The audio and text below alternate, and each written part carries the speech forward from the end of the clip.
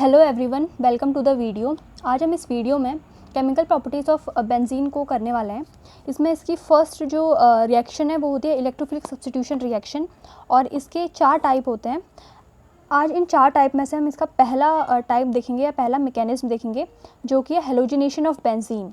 Second है इसका nitration of benzene, third है sulphonation of benzene, and fourth यहाँ पे फ्रीडल क्राफ्ट रिएक्शन आती है। तो इसका सबसे पहली जो यहाँ पे मैकेनिज्म है और रिएक्शन को हम देखेंगे वो है हेलोजिनेशन ऑफ बेंजीन।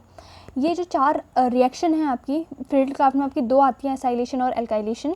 तो कुल मिला के आपकी 5 रिएक्शन हो जाती हैं, और ये पांचों रिएक्शन बहुत इंपॉर्टेंट हैं आपके ग्रेजुएशन लेवल पर भी, और आपने इसको 12th में भी देखा होगा। बट 12th में हम उतने ज़्यादा फोकस होकर इनको नहीं करते हैं, बट आपको अभी आपके फर्स्ट ईयर में ये बहुत इंपॉर्टेंट है, और प्रीवियस ईयर में भी बहुत ज़्यादा आई हुई हैं। तो मेक श्योर कि आप इन्हें अच्छे से अपने नोटबुक में अच्छे से मेंशन करें और इनके अच्छे से नोट्स बनाएं। तो पहला हमारा जो इसमें रिएक्शन है वो है हेलोजिनेशन ऑफ बेंजीन, जिसके आज हम स्टडी करेंगे यहाँ पे। तो पहले हम इसकी डेफिनेशन देख लेते हैं कि हेलोजिनेशन ऑफ बेंजीन होता क्या है, हेलोजिनेशन क्या होता है। तो उसके बारे में हम थोड़ा सा इसे पढ़ेंगे। When benzene react with halogen या halide in the presence of AlCl3 या FeCl3, the H atom यानी hydrogen atom replaced by the halogen and form halogen benzene। या फिर यहाँ पे अगर हम रिएक्शन में देखें क्या है, बेंजीन की रिएक्शन हम करवाते हैं क्लोरीन से या डाइक्लोरीन से in the presence of AlCl3 या FeCl3, तो हमें ये देता है क्लोरोबेंजीन, क्योंकि हमने यहाँ पे क्लोरीन लिया है। तो जो आप यहाँ पे हेलोजन लोगे उसी तरह का आपका हेलोजन बेंजीन बनेगा, और आपका HCl यहाँ पे फॉर्म हो जाएगा। तो यहाँ पे क्या है, डाई क्लोरीन है तो ClCl होंगे, H और Cl कंपाउंड बना के अलग हो जाएंगे, और ये जो Cl है वो यहाँ पे क्लोरोबेंजीन बना देगा। So this reaction is called halogenation of benzene. So I hope आपको इसकी डेफिनेशन और इसकी रिएक्शन अच्छे से क्लियर हो गई होगी। एक बार अच्छे से और देख लीजिए, जब बेंजीन क्या करता है, किसी भी डाई हेलोजन या डाई हैलाइड के साथ रिएक्शन करता है in the presence of AlCl3, तो वो हमें देता है क्या, हेलोजन बेंजीन देता है। जो आपने यहाँ पे हैलाइड लिया होता है उसका आपको हेलोजन बेंजीन देगा। जैसे मैंने यहाँ पे क्लोरीन लिया है तो यहाँ पे इसे क्लोरोबेंजीन बना हुआ है, और यहाँ पे अगर ब्रोमीन लिया होता तो यहाँ पे ब्रोमोबेंजीन बनता, और यहाँ पे HCl एज इट इज़ आपका अलग हो जाएगा रिएक्शन में। तो इस तरीके से हमारी ये रिएक्शन है। आगे हम इसकी मैकेनिज्म देखते हैं। अब हम आगे इसकी देखते हैं इसकी मैकेनिज्म। आई होप आपने रिएक्शन को अच्छे से देख लिया होगा। एक रिएक्शन को मैं दोबारा यहाँ पे लिख लेती हूँ। क्या था, जब हम किसी भी बेंजीन की रिएक्शन किससे करते हैं, डाई हैलाइड से करते हैं, जैसे कि मैंने यहाँ पे क्लोरीन ले लिया in the presence of AlCl3 या FeCl3, आप कुछ भी ले सकते हैं, तो वो हमें देता है यहाँ पे आपका हैलाइड बेंजीन देता है। जैसे मैं यहाँ पे क्लोरीन लिया है तो वो यहाँ पे क्लोरोबेंजीन देगा, और HCl आपका एज इट इज़ यहाँ पे प्रोड्यूस हो जाएगा। तो हम इसी रिएक्शन के हम यहाँ पे मैकेनिज्म देखेंगे। तो मैकेनिज्म का जो आपका फर्स्ट स्टेप है वो है formation of electrophile and nucleophile. तो आप किस तरीके से इलेक्ट्रोफाइल एंड न्यूक्लियोफाइल की फॉर्मेशन करते हैं वो हम अब यहाँ पे देखते हैं। तो सबसे पहले हमें इलेक्ट्रोफाइल एंड न्यूक्लियोफाइल बनाना है, तो हम क्या करेंगे, जो आपका डाइक्लोरीन है हम उसे ले लेंगे, और इसके साथ साथ जो हमने यहाँ पे कैटालिस्ट लिया है यहाँ पे AlCl3 हम लिख लेंगे। सो इसमें हम देखते हैं Cl positive and AlCl4 negative. इस तरीके से आपका इलेक्ट्रोफाइल फॉर्म हो जाएगा एंड न्यूक्लियोफाइल फॉर्म हो जाएगा। हमने ऐसी बहुत सारी रिएक्शन कर चुके हैं हम, तो हमें ये कोई डाउट नहीं आना चाहिए कि कैसे बने। जैसे यहाँ पे डाइक्लोरीन है तो यहाँ पे 2 क्लोरीन होंगे, एक क्लोरीन यहाँ पे ऐड हो जाएगा तो AlCl4 हो जाएगा। यहाँ पे इलेक्ट्रॉन रिच स्पीसीज बन जाएगा आपका AlCl3, तो Cl आने से यहाँ पे AlCl4 हो जाएगा। इसकी वजह से यहाँ पे नेगेटिव चार्ज आ जाएगा और क्लोरीन के ऊपर पॉजिटिव चार्ज आ जाएगा। सो आई होप आपको फर्स्ट पॉइंट अच्छे से क्लियर हो गया होगा। अब हम अपने स्टेप 2 की तरफ बढ़ेंगे, जो कि फॉर्मेशन ऑफ कार्बोकेटाइन, या फिर हम इस स्टेप को कहते हैं अटैक ऑफ इलेक्ट्रोफाइल। यहाँ पर क्या होगा, यहाँ पे हमें बहुत अच्छे से ध्यान रखना है कि यहाँ पे कुछ रेजोनेटिंग स्ट्रक्चर बनते हैं आपके बेंजीन के। तो रेजोनेटिंग स्ट्रक्चर में ये मान के चल रही हूँ कि आपको अच्छे से आता है, क्योंकि इससे पहले मैंने बहुत सारी मैकेनिज्म कराई हैं जिसमें किस तरीके से आपके रेजोनेटिंग स्ट्रक्चर और हैबिट स्ट्रक्चर बनते हैं वो अच्छे से समझाया गया है।